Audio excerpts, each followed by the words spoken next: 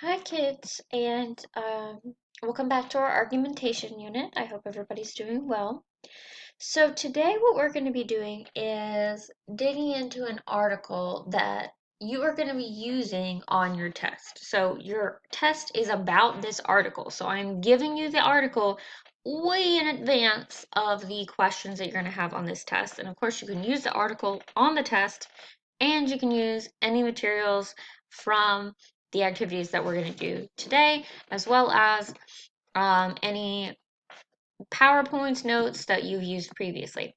So this article, the focus of this article is on Fortnite, which most of you, or at least all of you, I hope, know about. And it focuses on the effects that the game is having on teenagers and some adults. So before we get started, what I'm going to do is I'm going to show you the questions first so I can show you how to answer them. Now, if you're doing this in a Word document, it's pretty much the same. It's the same principle. So as you can see down at the bottom of page 3, there aren't really any actual quote unquote questions that you have to answer. Your goal right now is to highlight your answers from the text, because all you're doing is finding textual evidence. So what I'm going to do, I'm going to show you I'm going to show you how to answer these questions. So let's say you are trying to answer a question and it tells you that you need to highlight the answer in purple. So then what you would do is you would go to where you find your answer, and I'll just give you an example. So what you would do is you would highlight the section that you want to use for your answer. Then you would go up to this toolbar, and for Word documents, it's pretty much the same, and you will click on the little highlight tool, and then you will get to select the color that you want to use to highlight with. And let's just say we want to use the light magenta color. And so there you go. You can highlight a word, phrase, sentence, paragraph using any particular color that you would like. But for this particular activity, you're going to have to use some specific colors. So make sure that you are following what the instructions tell you to do. Okay? So what I'm going to do is I'm going to read through this with you and then kind of talk you through some of the answers as well. So here we go. This is called Parents versus Kids, the Real Fortnite Battle. The game of Fortnite has swept across the nation and the world like a fever. Teens, preteens, and even some adults have loved playing the intense action game, some playing obsessively. Hundreds of millions of people across the world have experienced the action of digital laser tag. You might even see students at school doing dance moves from the game. Fortnite may just be a trend, but it's showing little signs of slowing down. So that was the introduction. Now we're going to move on to this next subsection here. It's called Is Fortnite Bad for You? For many teens and preteens, the real Fortnite battle is the one taking place off-screen between players and their parents. You've likely heard adults discuss the adverse or bad effects that playing video games like Fortnite can have on kids and teens. The most popular arguments include that video games will make you lazy, overweight, and violent. But are either of these arguments valid? It's a mixed bag, actually. Most information about the link between playing violent video games and showing violent behavior is sketchy at best.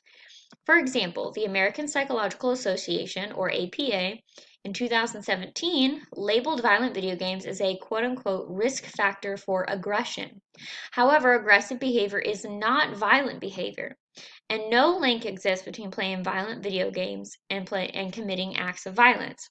Research does show that spending too much time in front of any screen, like playing video games, can harm your health. But the act of playing video games does not make a person less healthy or more obese. As long as the player is getting enough sunshine and exercise, playing video games is not going to harm his health.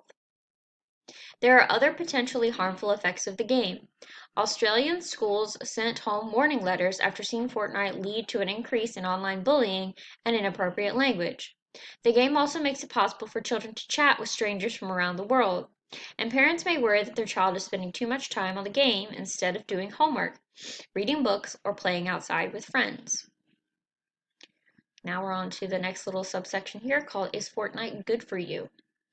Some parents argue that Fortnite is not as harmful as other games, other types of video games, because the violence is cartoon-like and not very graphic.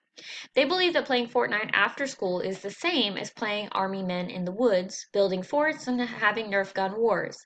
These are activities that many of your parents likely played when they were kids. Some adults even cite that playing Fortnite can actually be good for young people. Excerpts from Stanford Graduate School of Education point out that cognitive or mind benefits of playing Fortnite. In, uh, in order to play well, players need to use creative thinking and strategy, which is good for the brain. And kids must use spatial understanding and imagination. These are skills that may not be used enough at school. Stanford experts also point out that kids who play Fortnite may also experience social benefits. Playing the game requires a lot of collaboration and teamwork. This can promote pro social behavior within the game and outside the game, too. According to Denise Pope, senior lecturer and co founder of Challenge Success, the working with others, the collaboration, particularly at the middle and high school level, that's what kids crave.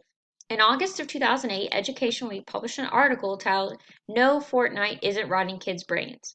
In the article, authors Kurt Dean Squire and Matthew Gatos point out that Fortnite is, in many respects, a classic quote unquote third place, a place that is neither home nor school, but where kids can socialize and play beyond the watchful eyes of parents or teachers. Squire and Gatos also mentioned that this quote unquote third place, kids learn to negotiate conflict and practice their independence, and they can explore the types of people they want to become. The article provides evidence that not playing games can lead to feelings of rejection. Being left out of the nightly hijinks and inside jokes about new Fortnite dances is not only not fun, but can lead toward broader alienation. Next subsection, new scholarship opportunities. Taking it to the extreme, some parents are investing in their children's gaming skills by hiring Fortnite coaches and tutors. These parents have hopes of professional success. Professional Fortnite tournaments for the most skilled players offer prizes of $100,000 and sometimes more, but only a tiny number of elite players will ever reach this level. Still, it may be worth shooting for the more realistic goal of joining a university Fortnite League team. Some universities are offering tuition money to get students to sign up and play. Ashland University in Ohio recently announced that they'll give top Fortnite players up to $4,000 tuition to join their esports program. The university already offers esports for Overwatch and League of Legends. So does this mean that Fortnite will become an official sport like football or soccer? And that's the end of the article. But before we move into how do we answer these questions, I want to look at some of the images that were given here.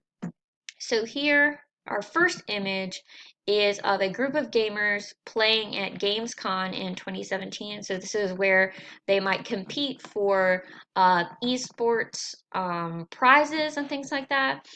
And then if we scroll down, you will see a graph or a chart rather that talks about how teens were surveyed about Fortnite. So here we have, I have played Fortnite. 61% of the teens that were surveyed in this by Common Sense Media down here on SurveyMonkey, 61% of teens are saying that they've played Fortnite.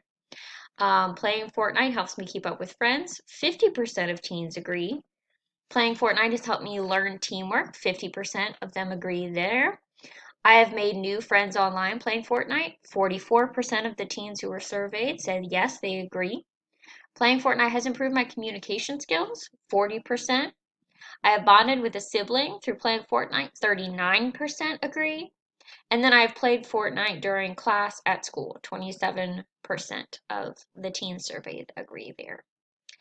So what you're going to be doing is you're going to read each sentence that's here, and then you're going to go back into the article and find textual evidence to support what the text says clearly.